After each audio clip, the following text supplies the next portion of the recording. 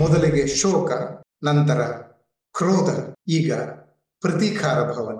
ಇದರ ಹಿಂದೆ ಯಾರಿದ್ದಾರೆ ಅನ್ನೋದು ಒಂದು ಸೂಚನೆ ನಮಗೆ ಸಿಕ್ಕೇ ಇದೆ. ಎಲ್ಒಸಿನಲ್ಲಿ ಪಾಕಿಸ್ತಾನಿ ಸೇನೆಯ ಆಕ್ಟಿವಿಟೀಸ್ ಜಾಸ್ತಿ ಆಗಿದೆ. ಸ್ಥಳೀಯ ಸರ್ಕಾರದ ಒಂದು ಆಡಳಿತ ಇರೋದ್ರಿಂದ ತಮಗೆ ಅನುಕೂಲ ಅಂತ ಪಾಕಿಸ್ತಾನಿಯರು ಭಾವಿಸಿದ್ರ. ಮತ್ತೆ ಇವರ ಹ್ಯಾಂಡ್ಲರ್ಸ್ ಇದ್ದದ್ದು ಕರಾಚಿನಲ್ಲಿ ಮತ್ತೆ ಮುಜಫರಾಬಾದ್ನಲ್ಲಿ. ಪಾಕಿಸ್ತಾನದ ಆರ್ಮಿ ಚೀಫ್ ಆತ ವಿಷಕಾರದ ಹಿಂದೂಗಳ ಬಗ್ಗೆ, ಪೂರ್ತಿ ಹಿಂದೂಗಳಿಗಿಂತ ಬೇರೆ ಆ ಕಾರಣಕ್ಕಾಗಿ ನಾವು ಪಾಕಿಸ್ತಾನವನ್ನು ಸೃಷ್ಟಿ ಮಾಡಿದ್ವಿ, ಇದು ಪಾಕಿಸ್ತಾನ ಒಂದೇ ಇದನ್ನ ಮಾಡ್ತಾ, ಇದರಿಂದ ಮತ್ಯಾರಿಗಾದ್ರೂ ಲಾಭ ಇದೆಯಾ? ನಮಸ್ತೆ. ಪಹಲ್ಗಾಮ್ನಲ್ಲಿ ನಿನ್ನೆ ಏನ್ ನಡೀತು ಅಂತ ನಿಮ್ಗೆಲ್ರಿಗೂ ಗೊತ್ತಾಗಿದೆ. ದೇಶ ತಲ್ಲಣಿಸಿ ಹೋಯಿತು. ಮೊದಲಿಗೆ ಶೋಕ, ನಂತರ ಕ್ರೋಧ, ಈಗ ಪ್ರತೀಕಾರ ಭಾವನೆ ನಾವು ನೋಡ್ತಾ ಇದ್ದೀವಿ. ಅಲ್ಲಿ ಏನ್ ನಡೀತು ಅನ್ನೋದನ್ನ ನಾನು ಹೇಳೋದಕ್ಕೆ ಹೋಗೋದಿಲ್ಲ, ನಿಮಗೆಲ್ಲ ಗೊತ್ತೇ ಇರೋದ್ರಿಂದ. ಅದರ ಕೆಲವೊಂದು ವಿಶ್ಲೇಷಣೆ ನಾನು ಮಾಡೋದಕ್ಕೆ ಹೋಗ್ತೇನೆ. ಹೇಗೆ ಅಂದ್ರೆ, ಇದರ ಟೈಮಿಂಗ್ ಏನು, ಇದೇ ಸಮಯದಲ್ಲಿ ಇದು ನಡೆದದ್ದು ಏನನ್ನ ಹೇಳುತ್ತದೆ, ಇದರ ಹಿಂದೆ ಯಾರಿದ್ದಾರೆ ಅನ್ನೋದು ಒಂದು ಸೂಚನೆ ನಮಗೆ ಸಿಕ್ಕೇ ಇದೆ. ಪಾಕಿಸ್ತಾನ ಅಂತ. ಆದ್ರೆ ಪಾಕಿಸ್ತಾನ ಮಾತ್ರವಾ ಅನ್ನೋದನ್ನ ನೋಡೋದಕ್ಕೆ ಈ ಒಂದು ದುರಂತದ ಟೈಮಿಂಗ್ ಇದೆಯಲ್ಲ, ಅದು ನಮಗೆ ಬೇರೊಂದು ದಾರಿಯನ್ನ ತೋರಿಸ್ತದೆ. ಈಗ ಇಲ್ಲಿವರೆಗೂ ನಡೆದಿರುವಂತ ಒಂದು ತನಿಖೆಗಳು ಏನು ಹೇಳಿವೆ ಅನ್ನೋದನ್ನ ಸಂಕ್ಷಿಪ್ತವಾಗಿ ಮೊದಲು ಹೇಳಿಬಿಡ್ತೀನಿ. ಅಲ್ಲಿ ಬೈಸರನ್ ಮೆಡೋನಲ್ಲಿ ಅಲ್ಲಿ ಪ್ರವಾಸಿಗರ ಮೇಲೆ ಗುಂಡು ಹಾರಿಸಿದ್ದು 4 ಭಯೋತ್ಪಾದಕರು. ಅವರ ಜೊತೆಯಲ್ಲಿ 2 ಅಥವಾ 4 ಪಕ್ಕದ ಕಾಡ್ನಲ್ಲಿ ಸ್ನೈಪರ್ಸ್ ಇದ್ರು ಅಂತ ಸೂಚನೆ ಬಂದಿದೆ. ಮತ್ತೆ ಇವರು ಇಷ್ಟು ಜನಕ್ಕೆ ಸಹಕಾರ ಕೊಡೋದಕ್ಕೆ ಮತ್ತೆ 2 ಇದ್ರು ಅಂತ ಒಟ್ಟು 10 ಅಥವಾ 8 ಜನ ಇದ್ರು. ಮತ್ತೆ ಲೋಕಲ್ಸ್ ಹೇಳೋ ಪ್ರಕಾರ ಕಳೆದ 1 ವಾರ 10 ದಿನಗಳಿಂದನೂ 6 ಅಥವಾ 7 ಆ ಪ್ರದೇಶದ ಅಲ್ಲದ ಜನರು ಅಲ್ಲಿ ತಿರುಗಾಡ್ತಾ ಇದ್ರು, ಅಂದ್ರೆ ರೇಖೆ ನಡೆಸ್ತಾ ಇದ್ರು ಅನ್ನೋ ಸೂಚನೆ, ಅನ್ನೋ ಒಂದು ವಿವರಗಳು ಸ್ಥಳೀಯರಿಂದ ಬಂದಿದೆ. ಅಂದ್ರೆ ಈ ಒಂದು ಹತ್ಯಾಕಾಂಡಕ್ಕೆ ತಯಾರಿ ಹಲವಾರು ದಿನಗಳಿಂದನೂ ನಡೀತಾ ಇತ್ತು ಅಂತ ನಮ್ಗೆ ಸೂಚನೆ ಸಿಗ್ತಿದೆ. ಇನ್ಫ್ಯಾಕ್ಟ್ ಇದು ನಮ್ಮನ್ನ ಆಶ್ಚರ್ಯಗೊಳಿಸೋದಿಲ್ಲ. ಯಾಕೆ ಅಂತ ಹೇಳಿದ್ರೆ, ಕಳೆದ ಕೆಲವು ತಿಂಗಳುಗಳಿಂದ, ಅಂದ್ರೆ ಕಾಶ್ಮೀರದಲ್ಲಿ ಎಲೆಕ್ಷನ್ ಆಗಿ ಅಲ್ಲೇ ಒಂದು ಗವರ್ನಮೆಂಟ್ ಫಾರ್ಮ್ ಆಯ್ತಲ್ಲ, ಆ ನಂತರ ನಾವ್ ಏನ್ ನೋಡ್ತಾ ಇದ್ದೀವಿ ಅಂತ ಹೇಳಿದ್ರೆ, ಎಲ್ಒಸಿನಲ್ಲಿ ಪಾಕಿಸ್ತಾನಿ ಸೇನೆಯ ಆಕ್ಟಿವಿಟೀಸ್ ಜಾಸ್ತಿ ಆಗಿದೆ.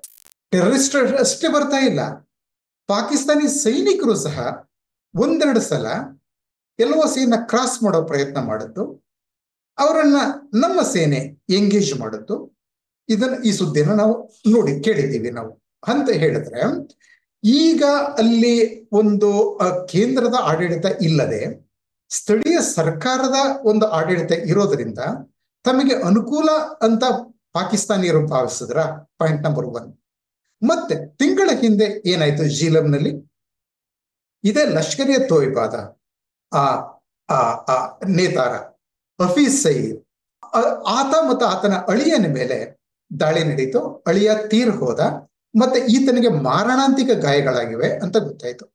ಆತ ಜೈಲ್ನಲ್ಲಿರ್ಬೇಕಾದಂತ ವ್ಯಕ್ತಿ ಅಲ್ಲಿ ಜೀಲಂನಲ್ಲಿ ಪಾಕಿಸ್ತಾನಿ ಸೇನಾಧಿಕಾರಿಗಳನ್ನ ಮೀಟ್ ಮಾಡೋದಕ್ಕೆ ಯಾಕೆ ಹೋಗಿದ್ದ? ಅಲ್ಲಿ ಅವನಿಗೆ ಏನು ಕೆಲಸ ಇತ್ತು? ಪಾಕಿಸ್ತಾನ ಅಂತ ಟೆರರಿಸ್ಟ್ ಅನ್ನ ಜೈಲ್ನಲ್ಲಿ ಹಿಡದೆ, ಅಂದ್ರೆ ಇದಕ್ಕೆ ಇದಕ್ಕೆ ಎಂತದ್ದು ಇಂಟರ್ನ್ಯಾಷನಲ್ ಫೈನಾನ್ಷಿಯಲ್ ಟಾಸ್ಕ್ ಫೋರ್ಸ್ ಇವ್ರ ಮಾತಿಗೆ ಬೆಲೆ ಕೊಡದೆ ಆತನ ಆರಾಮಾಗಿ ಓಡಾಡೋದಕ್ಕೆ ಮತ್ತೆ ಪಾಕ್ ಸೇನಾಧಿಕಾರಿಗಳನ್ನ ಭೇಟಿ ಆಗೋದಕ್ಕೆ ಹೇಗೆ ಅವಕಾಶ ಮಾಡಿಕೊಡ್ತು ಅನ್ನೋ ಒಂದು ಪ್ರಶ್ನೆ ಬರ್ತದೆ.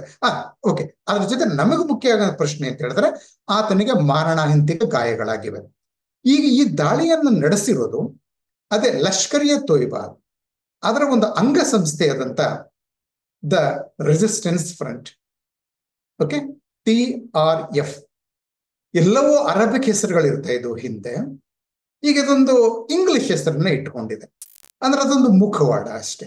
ಆಯ್ತಾ? ಇದು ಶುರುವಾದದ್ದು 2019 ಆರ್ಟಿಕಲ್ 35A ಮತ್ತೆ 370 ಅಬ್ರಗೇಟ್ ಮಾಡಿದ ನಂತರ ನಾನು ಮಾಡಿದ್ದೇನೆ ಅಂತ ಆ TRS ಈ ಒಂದು ಹೊಣೆಯನ್ನ ಹೊತ್ಕೊಂಡಿದೆ. TRS ಯಾವುದು?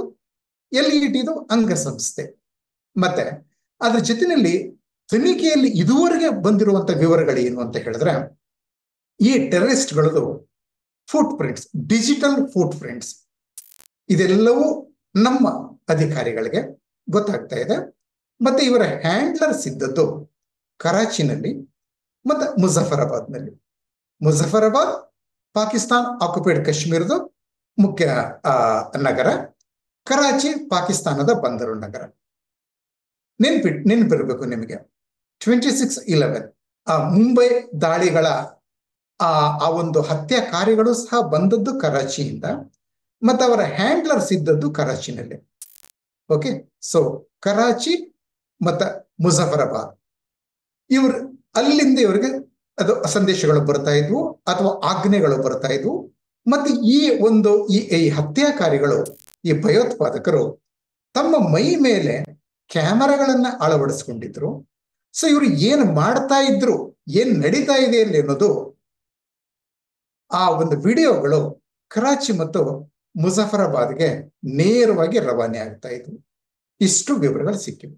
ಮತ್ತೆ ಇವ್ರ ಜೊತೆನಲ್ಲಿ ಅಂದ್ರೆ 4 ಜನ ಭಯೋತ್ಪಾದಕರು, ಅವ್ರ ಜೊತೆ ಅಲ್ಲಿ ಕಾಡಿನಲ್ಲಿದ್ದಂತ 2 ಅಥವಾ 4 ಸ್ನೈಪರ್ಸ್, ಮತ್ತೆ ಅವರಿಗೆ ಜೊತೆಲಿದ್ದಂತ ಮತ್ತಿಬ್ಬರು, ಅವರ ಜೊತೆಯಲ್ಲಿ ಇವರಿಗೆ ಸಹಾಯ ಮಾಡೋದು 2 ಲೋಕಲ್ಸ್, ಒಬ್ಬ ತ್ರಾಲ್ನವನು ಮತ್ತೊಬ್ಬ ಬಿಜ್ ಬೆಹ್ರಾದವನು. ಇಷ್ಟು ವಿವರಗಳು ಗೊತ್ತಾಗಿದೆ. ಅಂದ್ರೆ ನಮಗ್ ಗೊತ್ತಾಗಿರೋದು, ಅಂದ್ರೆ ನಾವು ಸಾರ್ವಜನಿಕರು, ನಮ್ಮ ತನಕ ಬಂದಿರೋದು ಇಷ್ಟು ವಿವರಗಳು. ಆಕ್ಚುಲಿ ತನಿಖಾಧಿಕಾರಿಗಳಿಗೆ ಮತ್ತೆ ಸರ್ಕಾರಕ್ಕೆ ಇದಕ್ಕಿಂತಲೂ ಹೆಚ್ಚು ಸಿಕ್ಕಿರುತ್ತೆ. ಸೊ ಅದು ನಮಗೆ ನಿಧಾನವಾಗಿ ಗೊತ್ತಾಗ್ತದೆ, ಅದು ಗೊತ್ತಾಗದೇನೆ ಇರಬಹುದು. ಆದ್ರೆ ನಾವು ಸಾರ್ವಜನಿಕರಿಗೆ ಇಷ್ಟು ವಿವರಗಳು ಸಾಕು. ಇದು ಪಾಕಿಸ್ತಾನ ನಡೆಸಿದಂತ ಒಂದು ಹತ್ಯಾಕಾಂಡ, ಭಯೋತ್ಪಾದಕ ಘಟನೆ ಅಂತ.